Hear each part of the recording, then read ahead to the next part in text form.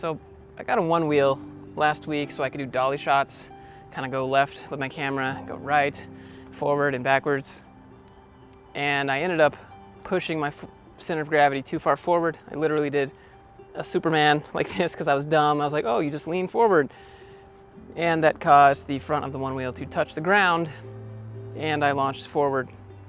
And I took a couple running steps, put my hands out, and I just did the asphalt slip and slide. I didn't break anything, and that was my number one concern. The number one thing that people do when they fall is they put an arm out.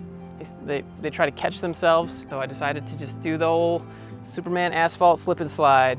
So I did have a helmet on when I crashed. I just didn't have gloves on. So I ended up getting all my palms tore up, my whole arm here on the inside and the outside, the whole side of my body here. I got some cool scars here on my chest. I'm gonna have also like some cool story to tell. I'll have to make up some that actually sounds as cool as the scars look, I guess. My knee is a little compressed. I've been putting cold ice on it. It's been fine. I'm okay. It's a few days now. Everything's starting to heal up.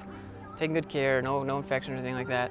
I'm all good. You know what, YouTube? I'm just gonna own it. Sometimes I read from a script. So right after that happened, I just rushed inside because I didn't want anyone to call an ambulance. I didn't want to have to deal with any of that. I didn't want to have to like reject their care and be like, no, I'm good. I promise. Well, just let us check you. And then as soon as you say okay, boom, $4,000 medical bill. Like, so I was good. And all these thoughts are rushing through my brain about I have a lot to get done. And I don't really have hands right now. And you don't really appreciate your hands until you can't even open a jar of pickles. So I started thinking about how I need to make a video, but I can't because I'm in pain. I don't feel that great, and I'm definitely not motivated to do it. But that got me thinking about motivation and doing things when I don't feel like it. Even today, even though I'm healed somewhat, I guess, I don't necessarily feel like walking around and creating this video. That's what I wanted to talk about today. Motivation and how to stay motivated to code, or anything else you want to apply these tips to. I know, wait, hold on, wait, don't click out the video, wait. I promise there's like some actionable stuff in here that you can do. It's not just another Tony Robbins thing, or you know, one of those videos where you're like, all right, I feel great. I'm gonna try to actually give you some things that you can walk away with. You're gonna be a big fluff. And we're both in focus.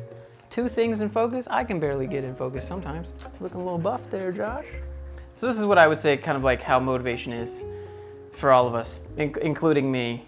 It's kind of like the dichotomy of motivation. We'll go watch a YouTube video.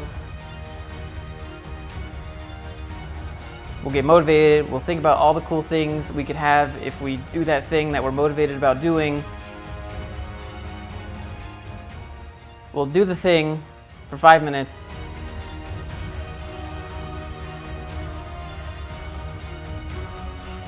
Or we'll do it for a while and we'll get bored, and then finally we'll actively avoid doing whatever it is we know we should be doing or that will benefit us if we do it. Procrastination, the land of tomorrow or next Monday or next month or next New Year's resolution, where most of our potential lives, I would say, in the land of tomorrow, Procrastinationville.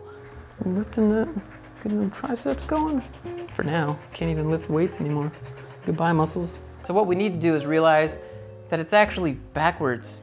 So you do the thing, you get inspired while you're like, oh wow, I took that first step, and then you get motivated. It's like when you go to the gym. Most of the days when I go to the gym, when I have like the biggest gains or the best workouts, it's always the times where I'm like, I really don't want to go. And then I get there and I'm like, you know, after the warm up or whatever, I'm like, oh man, I'm really glad I came. That's how it is.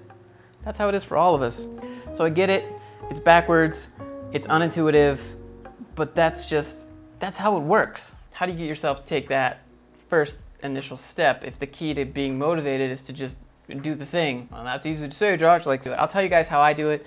There's 3 words: state, story, and strategy. Those are the questions. They're not just words, they're actually questions. So what is my state? You know, how am I feeling about things? What is my story? What am I telling myself? Like how I'm feeling, like today sucks, or today's great, or I'm so awesome, I'm so excited that I get to go do this thing. What is my story? What am I telling myself based on how I feel? Am I low energy? Am I high energy? Am I pretty neutral? And then what is my strategy? Based on those 2 prior ones is gonna determine what I actually do, how I actually execute. So the way I alter my state, how I'm feeling about things, my emotional state. I get kind of a little woo-woo out there. Just bear with me here. I have weird rituals. We all have weird rituals. We all have our little nervous things that we do, or little nervous habits, or things that we do to calm ourselves down. To get in the headspace of doing a live stream, I'll go outside in my backyard and I'll play with my dogs for like 10 or 15 minutes. It's a good way to up the energy. I'll do some push-ups, and it's great for engagement. I'm already, I'm engaging with my dogs, having fun, just kind of,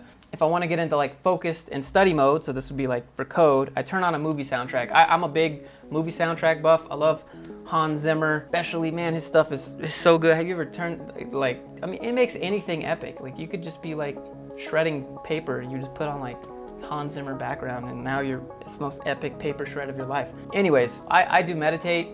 I don't talk about it that much because, again, people start to think you're like, oh, you're into that stuff, like, because I'm like that too, right? I just do it to slow down, kind of just take a pulse on everything up here. Like, how am I doing? How am I feeling? Is there any perpetual repeating kind of thoughts that I need to pinpoint and be like, all right, address it, do a little body scan, just like, have you ever tried to feel your hair? I know it sounds really 420, but like, it takes a second and it requires a lot of awareness, and that will kind of like slow you down, and you do that for the rest of your body. For the gym, I set out my supplements on the counter. I take them in the order that I put them out every single day, same order, same supplements, and then I go and I listen to an audiobook, and then I get in my car and I roll down my windows and I sit there for a few seconds, and it's just like a ritual. That's what I do to go to the gym, and that kind of hypes me up and gets me prepared. You're more likely to get started with something if you have like a pleasant ritual to get it done. Actually, the dopamine receptors in your brain fire before you actually get the reward. I know that's really weird, but the dopamine receptors in your brain actually start going off when you're about to get the reward, and when you get it, it's nowhere near the kind of activity as like right before. So if there's something difficult that I need to do, I'm not a fan of, or that I just know I have to take care of, I set up a little routine that angles it in a positive light, and then that usually moves into the next activity. So for creativity, for me, I have my best shower thoughts when I'm just driving.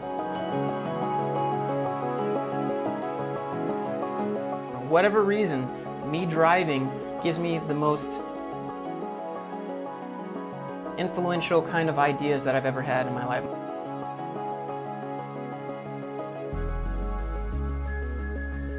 My idea to start Grind Reel was me crossing over train tracks. I was like, holy crap, I can make this a thing, and I can do this, and like, every big idea that I've ever had was when I was just out driving, out for a walk, walking my dogs, or listening to audiobooks. And for whatever reason, I don't really have shower thoughts in the shower too much. I mean, I have like pretend arguments with people that like, that never happened. Like, I think we all do that too. This is not a very good shot, but welcome to my bedroom. You can see all of my antiseptic stuff there, where I die basically when I try to sleep. One thing I want to mention here is that there can be external or situational motivators in life, or even demotivators. So what happens a lot is when you try to better yourself and you tell other people what you're trying to do, you tell people about your ambitions, one of two things is going to happen. You're either going to get support, or they're going to say that you're crazy. If you tell someone that doesn't have the same ambition as you, even if it's your friend, even if it's your mom or your dad or family friends, what you're basically doing by telling someone your ambitions or goals, depending on how well they know you, like they'll call you out on it and be like, well, you've never done anything. You're saying, hey, take a good look because I'm about to do a whole lot more. Do they want more for their life, or are they content? Can they live vicariously through you? If they can, great, then they should be happy for you and they should support you. But I think what happens more often than not is that when you try to do better, get in better circumstances in life, a lot of people will try and bring you back down. It's this thing that I think about like a crabs in a bucket mentality. So as soon as one of the crabs gets almost out of the bucket, everyone just like pulls it back down with all like, no, you can't. It's possible that action, like you taking action, inspires action, but I would say more often than not, it inspires jealousy. You just have to be aware that it's going to happen when you start doing these things, and when you start telling people your plans and goals and visions that you have and things that you want to create. It's really easy to get jealous when your friends are making progress in something, when your friends are graduating from college, when your friends are getting jobs, when your friends are getting married, having kids, doing all those things, and you're not. It's really easy to get jealous rather than just be happy for them and support them. It's almost like an unintended insult for them. It's a lot easier to try and bring people back down, like the crabs in the bucket analogy, than to build them up and to support them and say, yeah, you got this. I don't know why that is. It shouldn't be that way, but For whatever reason, it's just a lot easier to be a hater than a supporter. It's your job to take the vision that you have in your head for whatever it is that you need to be motivated to do, and take that out and put it on paper and show the world, because people can't see the visions and stuff that you have in your head. It's like that little Harry Potter wand where they put it in the little pool, and then you can like see the memory, except like think like the vision in your head and like the goals and stuff. Like that's your job. Your job is to take this and make it physical, tangible result. As Jocko Willink would say, freedom through discipline. We all do things that we don't necessarily want to do all the time, and even if you do the routine or the little ritual, you'll get to the end and you still might be like, I don't want to do this. That's fine, but you just have to do it. Don't take the break. So remember the 3 words: state, story, and strategy. How are you feeling? What's going on in your mind, right? Your emotional state, your energy level, and then what story you're telling yourself. You having a good day? You having a bad day? Are you gonna have a good rest of the night? Are you excited for something? And then your strategy. So change your state and the others will fall into place. And to change your state, make these little routines. And that's how you do it. It's maybe not what you wanted to hear, but I think it's actionable.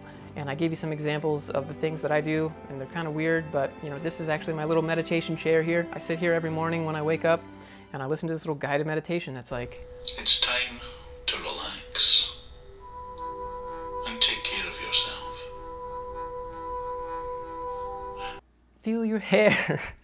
One other thing here, since YouTube won't give me my friggin' join button that people can join the channel and support the channel, I made my own on my website. And I can control everything there. No one takes a percent, so that's kind of nice, I guess, and benefit of being a programmer, I guess. But I made my own, and so you can go to my website and you can support me there if you would like to join the channel. I can't give you emotes in the live stream, which is what YouTube gives you, but what I can give you are like loyalty points in the store. If you subscribe for 2 months, you get any product you want in the store for free, or any course you want, and like I can just do a whole bunch more. It's a lot more flexible there. So if you want to support the channel, support me and my dad and what we're doing here, you know, go check it out. It's just Grind Real Supporter. So if you're interested, there's links for different types of supporter tiers. We got like $10, $15, $20, and different rewards for each one. So if you're interested, check that out. Link for that is down there in the description. It seems like I'm begging, but like, it's a lot of money to do this and help my dad and help you guys and stay afloat. Sorry for ranting. I appreciate you guys. This is my hands signing off. I'll see you guys in the next one.